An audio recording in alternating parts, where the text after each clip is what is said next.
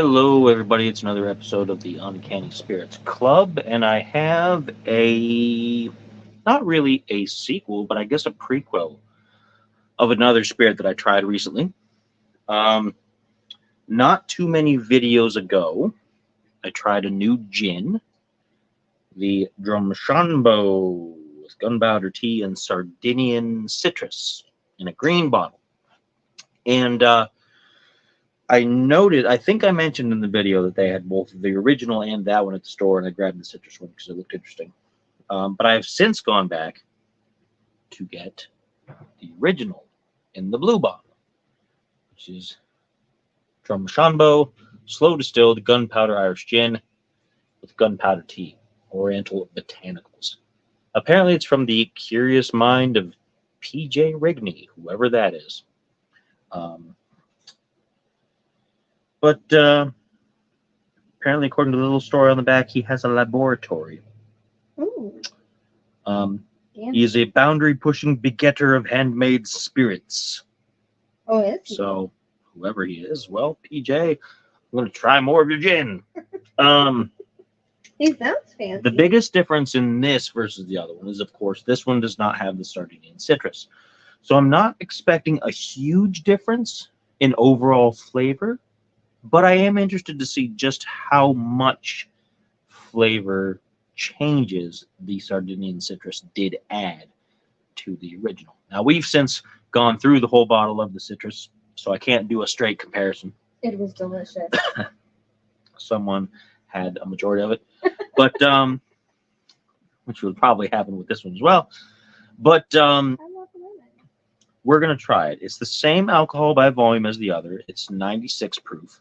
No, 86 proof, not 96. 96 would be a heavy gin. Let me tell you, it's 86 proof, so 43% alcohol by volume, because I know some and I know how to add.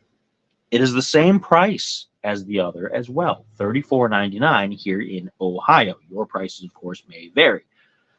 So you have your choice of one or the other, depending on your taste, or you can get both. They're both very affordable. Gins in this area tend to be relatively affordable. So I'm going to pop the cork off. Nice, satisfying pop. Ooh. It's got the same little copper banding on it. It says gunpowder gin on it. And it is a synthetic cork, once again. I believe the other one was synthetic as well. Mm-hmm. With wood on the top. It smells a little more traditional than the other one did. It reminds me a little bit more of the Botanist in smell. That doesn't mean the taste is going to be the same, but it does smell more like a traditional gin. The other one had some sense to it that made it smell a little different, and it did taste a little different because of the added citrus. So, I'm going to take a little bit in here, just a smidge. And then I'm going to pour some for the resident gin drinker. You make me sound like James May or something. We'll be getting his gin sometime in the future. Pop the cork on that.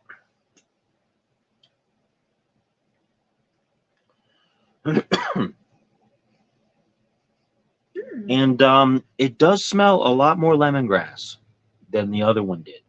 It does smell a lot more traditional. Most of the gins that I've smelled, which haven't been many, to be fair, up to this point, they've been heavy on the lemongrass, kind of. I think that's like a cornerstone for a lot of them. Or lavender. Sometimes they're Lavender very too. lavender. And you know, when you say that, there's a bit of lavender. there is a bit in here. Mm-hmm. So we're going to give this a try and see how different it is. I remember the other one, I wasn't super keen on it. It was okay. I'm not a gin person so much. I like the Botanist mixed with different things. I don't generally drink gin straight up. You said the last one tasted like soapy bathwater, and I Yeah. disagreed with you. That is right. It did taste like, it reminded me of soapy bathwater. I disagree. Before you've soaked in it, of course, when it's still just clean and soapy. So we'll see if the original changes my mind. So let's do a little clink. Nice little ding.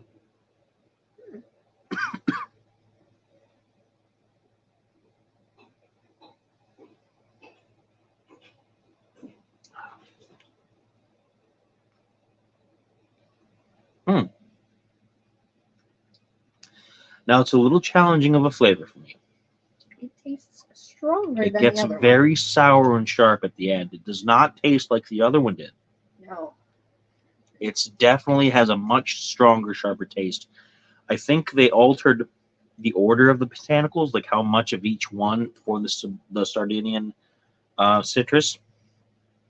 This one has a bit of a licorice taste as well, so that there's some anise in there. Possibly, I'm not getting that because I'm not familiar with stuff like Jägermeister and Absinthe and things that have a strong taste in that profile. I'm not getting that as much here. I am getting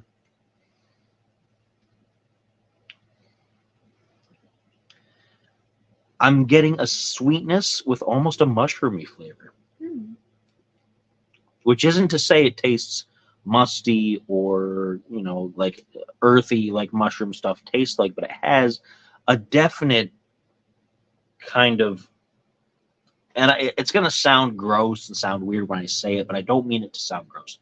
It has a definite fungal kind of vibe to it. Not describe gins, bathwater, and fungus. It tastes like the blue part of blue cheese, but not the cheese part. Ew. It does not taste like the cheese part. And I know that sounds difficult for people to understand, because when you eat blue cheese, you get that sharp tang kind of taste that's from the blue part, which is mold. It has a bit of that in it. I don't get that. I'm going to try it again and see if I still get that now that my palate is adjusted, because you never know. It might just be the initial taste. Try it again.